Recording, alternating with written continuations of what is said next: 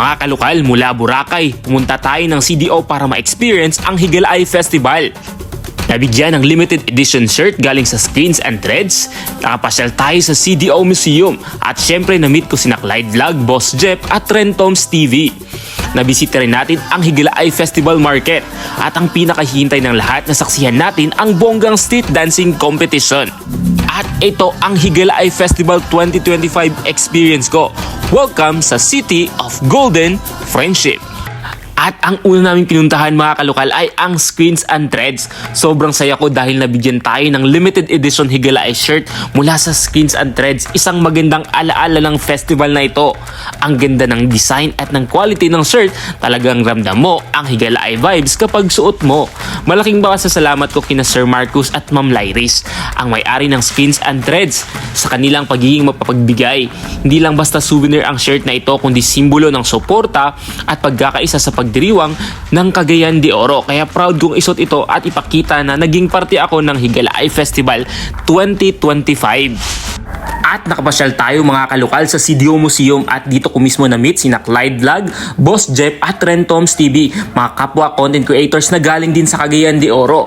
Ang saya ng pagkakataong iyon dahil bukod sa pagbibigay saya at inspirasyon ng Higalay Festival, nagkaroon din ako ng chance na makilala ang mga vloggers na tumutulong sa pag-promote ng kultura at turismo ng CDO. Sa loob ng museum, makikita ang mga lumang artifacts, larawan at dokumento na nagpapakita ng kasaysayan at pag-unlad ng lungsod.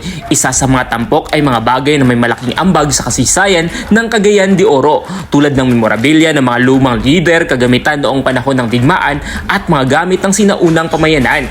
Dahil dito, mas nakilala ko hindi lang ang makulay na selebrasyon ng Cagayan de Oro, kundi pati na rin ang malalim na pinagmulan ng kultura ng lungsod na patuloy na ipinagmamalaki ng mga Cagayanon. At napadpad kami dito sa Higalay Festival Market. Isa sa mga pinakamasayang bahagi ng selebrasyon dahil punong-puno ito ng iba't ibang stalls at kainan. Dito makikita ang samut-saring local delicacies, street foods at pasalubong items na paborito ng mga bisita at ng mga lokal. Bukod sa pagkain, may mga tindang handicrafts, damit at unique souvenirs na gawa mismo ng mga Cagayanon. Ramdam na ramdam mo na ang fiesta vibes habang nag-iikot dahil sa makulay na dekorasyon, masasayang tugtugan at masiglang crowd. Ang market na ito ay hindi lang simpleng pamilihan, kundi isang venue para maipakita ang galing, talento at kultura ng Cagayan de Oro. Talagang sulit na sulit ang pagpunta namin dito mga kalokal. Bukod sa shopping at food trip, ramdam mo rin ang hospitality at creativity ng mga Cagayanon sa bawat produkto at handog nilang serbisyo. At isa sa pinaka-highlight ng Higalay Festival ay ang street dancing competition na nilahukan ng 10 barangay ng Cagayan de Oro.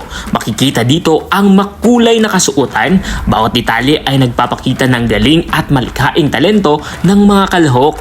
Ang tunog ng mga tambol at sayaw ng bawat grupo ay nagbibigay ng matinding enerhiya na nakakahawa sa lahat ng nanonood. Hindi lang ito simpleng sayawan, kundi pagpapakita rin ng kultura, tradisyon at pagkakaisa ng bawat barangay.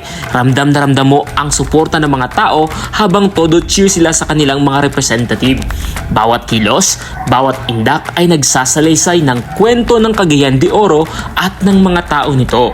Lalo pa naging makulay ang kalye dahil sa dekorasyon at ngiti ng mga manonood na nakisaya sa selebrasyon. Talagang bongga ang street dancing dahil ipinapakita nito kung gaano kayaman sa talento at kultura ang Cagayan de Oro. Mga kalokal, ang Higalay Festival experience ko dito sa Cagayan de Oro ay tunay na hindi malilimutan. Hindi lang saya at selebrasyon ang handog ng lungsod, kundi pati mainit na pagtanggap ng mga tao. Kaya naman, totoo nga na CDO ay kilala bilang City of Golden Friendship. At hanggang sa muli, Viva Señor San Agustin! Happy Higalay Festival! Ako si Ruru, ang inyong kalokal, hanggang sa susunod na mga festival. Suporta lokal, sharing local stories.